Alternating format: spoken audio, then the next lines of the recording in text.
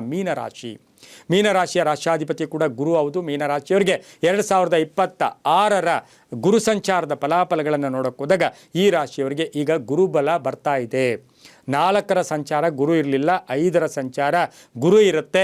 ಅದರ ಜೊತೆಗೆ 7.5 ನಡೀತಾ ಇದೆ, ಗರ್ಭ 7.5 ನಡೀತಾ ಇರ್ತಕ್ಕಂಥದ್ದು. ಪೂರ್ವಭಾದ್ರಾ ನಕ್ಷತ್ರ, ಉತ್ತರಾಭಾದ್ರಾ ನಕ್ಷತ್ರ, ರೇವತಿ ನಕ್ಷತ್ರದವರು ಈ ರಾಶಿಗೆ ಒಳಪಡ್ತಕ್ಕಂಥದ್ದಾಗಿರುತ್ತೆ. 5 ಮತ್ತು 6ರಲ್ಲಿ ಗುರು ಸಂಚಾರ ಆಗುತ್ತೆ. ಸ್ವಕ್ಷೇತ್ರ ಕೂಡ ಹೌದು. 10 ಮತ್ತು 11ರ ಅಧಿಪತಿ ಕೂಡ ಆಗಿರ್ತಾರೆ.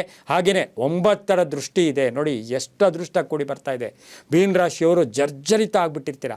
ಆದರೆ ಈ ಸಮಯ ನಿಮಗೆ ಒಂದಷ್ಟು ಲಿಫ್ಟ್ ಮಾಡುತ್ತೆ, ಒಂದಷ್ಟು ಪುಷ್ ಮಾಡುತ್ತೆ. ಆ ಪುಷ್ ಮಾಡಿದಾಗ ನೀವು ಆಕ್ಟಿವೇಟ್ ಆಗಬೇಕು. 9ರ ದೃಷ್ಟಿ ಇವರಿಗೆ 5ನೇ ಮನೆಯ ಸಂಚಾರ ಆಗ್ತಾ ಇರ್ತಕ್ಕಂಥದ್ದು.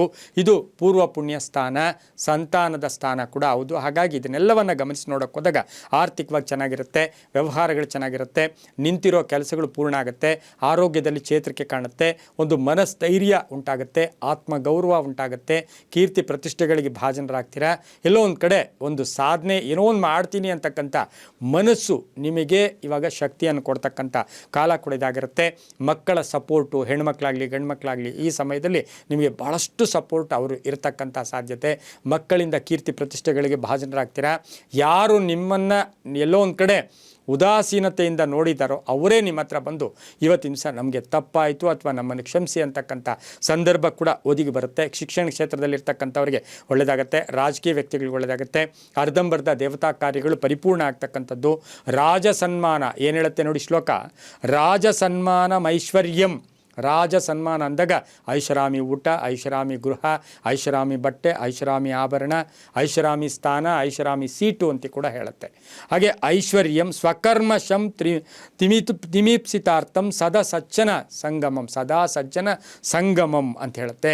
ನಿಮಗೆ ಇಷ್ಟಾರ್ಥ ಸಿದ್ಧಿಯಾಗುತ್ತೆ. ನಿಮ್ಮ ಕಾಯಕದಲ್ಲೂ ಕೂಡ ನೀವು ತೊಡಗಿಸ್ಕೊಳ್ಳಿ. ಅದರ ಜೊತೆಗೆ ನಿಮ್ಮ ಎಲ್ಲವೂ ಕೂಡ ಶ್ರದ್ಧೆ ಭಕ್ತಿ ಎಲ್ಲವೂ ಕೂಡ ಈಗ ವರ್ಕೌಟ್ ಆಗ್ತಕ್ಕಂಥ ಕಾಲ ಕೂಡ ಸಂದರ್ಭ ಕೂಡ ಇದಾಗಿರುತ್ತೆ. ಆದರೆ 7.5 ಅಲ್ಲಿ ಶನಿಯ ಕಾಟ ವಿಪರೀತ ಇದ್ದಾಗ ಗುರು ಬಂದ, ಗುರು ನೋಡ್ದ, ಗುರುವಿನ ಅನುಗ್ರಹ ಸಿಗ್ತಾ ಇದೆ ಅಂತ ಹೇಳಿಬಿಟ್ರೆ ಸಾಕು, ತಕ್ಷಣ 7.5ಯ ಪ್ರಭಾವ ತುಂಬ ಕಡಿಮೆ ಆಗಿಬಿಡುತ್ತೆ. ನಿಮಗೆ ವ್ಯಾಪಾರದಲ್ಲಿ ಒಳ್ಳೆಯದಾಗ್ತಕ್ಕಂಥದ್ದು, ಸಾಲ ತೀರಿಸ್ಕೊಳ್ತಕ್ಕಂಥದ್ದು, ಋಣಮುಕ್ತರಾಗ್ತಕ್ಕಂಥದ್ದು, ಹಳೆಯ ಸಾಲ ತೀರಿಸ್ಕೊಳ್ಳೋದು, ಹಳೆಯ ಸಮಸ್ಯೆಗಳಿಗೆ ಪರಿಹಾರ ಸಿಗುತ್ತೆ, ಮಂಗಳ ಕಾರ್ಯಗಳಲ್ಲಿ ಭಾಗಿಯಾಗ್ತೀರಾ, ಮಹಿಳೆಯರಿಗೆ ಒಳ್ಳೆಯದಾಗುತ್ತೆ, ರಾಜಕೀಯ ವ್ಯಕ್ತಿಗಳಿಗೆ ಒಳ್ಳೆಯದಾಗುತ್ತೆ, ಸ್ತ್ರೀಯರಿಗೆ ಅಧಿಕಾರ ಪ್ರಾಪ್ತಿ ಆಗ್ತಕ್ಕಂಥ ಕಾಲ ಕೂಡ ಇದಾಗಿರುತ್ತೆ, ರಾಜಕೀಯವಾಗಿ ಚೆನ್ನಾಗಿರುತ್ತೆ, ಸಣ್ಣ ಪುಟ್ಟ ವಾಹನದ ಕಂಟಕಗಳು ಕೂಡ ಎದುರಾಗ್ತಕ್ಕಂಥ ಸಾಧ್ಯತೆ ಇರುತ್ತೆ. ಅದರ ಜೊತೆಗೆ ಬಂಧುಗಳು, ವಿರೋಧಿಸ್ಕೊಂಡಿರೋ ಬಂಧುಗಳು ಕೂಡ ನಿಮ್ಮ ಜೊತೆ ಬಹಳಷ್ಟು ಚೆನ್ನಾಗಿರ್ತಕ್ಕಂಥ ಒಂದು ಸಾಧ್ಯತೆ ಇರುತ್ತೆ. ಅದರೊಂದಿಗೆ ಈ ಒಂದು ಮೀನರಾಶಿಯವರಿಗೆ ವಿದೇಶ ಯೋಗ ಇರ್ತಕ್ಕಂಥದ್ದು, ಕೆಲಸ ಕಾರ್ಯಗಳಲ್ಲಿ ಶುಭ ಆಗ್ತಕ್ಕಂಥದ್ದು, ಒಂದಷ್ಟು ಪ್ರಚಾರ ಪ್ರಿಯರಾಗ್ಬಿಡ್ತೀರಿ. ಪ್ರಚಾರ ಬೇಕು ನಿಮಗೀಗ, ಆ ಪ್ರಚಾರಕ್ಕೆ ನಿಮಗೆ ಒಳ್ಳೆಯ ಇದು ಸಿಗುತ್ತೆ. ಆದರೆ ಸಜ್ಜನರ ಸಹವಾಸ ಅಂತ ಹೇಳುತ್ತೆ. ಸಜ್ಜನರ ಸಹವಾಸ ಮಾಡಿಕೊಂಡ್ರೆ ತುಂಬ ಒಳ್ಳೆಯದಾಗ್ತಕ್ಕಂಥ ಯೋಗ, ಭೂಮಿ ತಗೊಳ್ಳೋ ಯೋಗ, ಮನೆ ಕಟ್ಕೊಳ್ಳೋ ಯೋಗ, ಸೈಟ್ ತೊಗೊಳ್ತಕ್ಕಂಥ ಯೋಗ, ಮಂಗಳ ಕಾರ್ಯಗಳ ವಿಚಾರದಲ್ಲಿ ಒಳ್ಳೆಯದಾಗುತ್ತೆ, ಸಂತಾನ ಪ್ರಾಪ್ತಿ ಆಗ್ತಕ್ಕಂಥದ್ದು, ಮನೆಯಲ್ಲಿ ಮಗು ಆಗ್ತಕ್ಕಂಥ ಯೋಗ. ಹಾಗೆ ಈ ಒಂದು ರಾಶಿಯವರಿಗೆ ಈಗಾಗಲೇ ಯಾರೋ ಒಂದು ದುಷ್ಟ ಒಂದು ವಿಶೇಷವಾಗಿ ಕಾನೂನು ಒಂದು ಕಟ್ಲೆ ಹಾಕಿರ್ತಾರೆ, ಅಂಥದ್ರಲ್ಲೂ ಕೂಡ ಜಯ ಆಗ್ತಕ್ಕಂಥದ್ದು, ವಿದ್ಯಾರ್ಥಿಗಳಿಗೆ ಶುಭ ಆಗ್ತಕ್ಕಂಥದ್ದು, ಕೆಲವರಿಗೆ ಪ್ಲೇಸ್ಮೆಂಟ್ ಆಗ್ತಕ್ಕಂಥದ್ದು, ಉದ್ಯೋಗದಲ್ಲಿ ಶುಭ ಆಗುತ್ತೆ, ವರ್ಕ್ ಫ್ರಮ್ ಹೋಮು ಸಹ ನಿಮಗೆ ಅಳವಡಿಕೆ ಆಗ್ತಕ್ಕಂಥ ಸಾಧ್ಯತೆ ಕೂಡ ಈ ರಾಶಿಯವರಿಗಿರುತ್ತೆ. ರಾಜಕೀಯ ವ್ಯಕ್ತಿಗಳಿಗೆ ಒಳ್ಳೆಯದಾಗುತ್ತೆ. ಹಾಗೆ ಈ ಒಂದು ರಾಶಿಯವರಿಗೆ ಈ ಸಮಯದಲ್ಲಿ ಒಂದಷ್ಟು ಏನೋ ಒಂದು ಸೆಟ್ಲಾಗಬೇಕು ಅಂತಕ್ಕಂಥ ಮನೋಭಾವನೆ ಕೂಡ ಉಂಟಾಗ್ತಕ್ಕಂಥ ಸಾಧ್ಯತೆ ಇರುತ್ತೆ. ಈ ರಾಶಿಯವರಿಗೆ ಮನಃಶಾಂತಿ ಸಿಗ್ತಕ್ಕಂಥ ಸಂದರ್ಭ ಕೂಡ ಇದಾಗಿರುತ್ತೆ.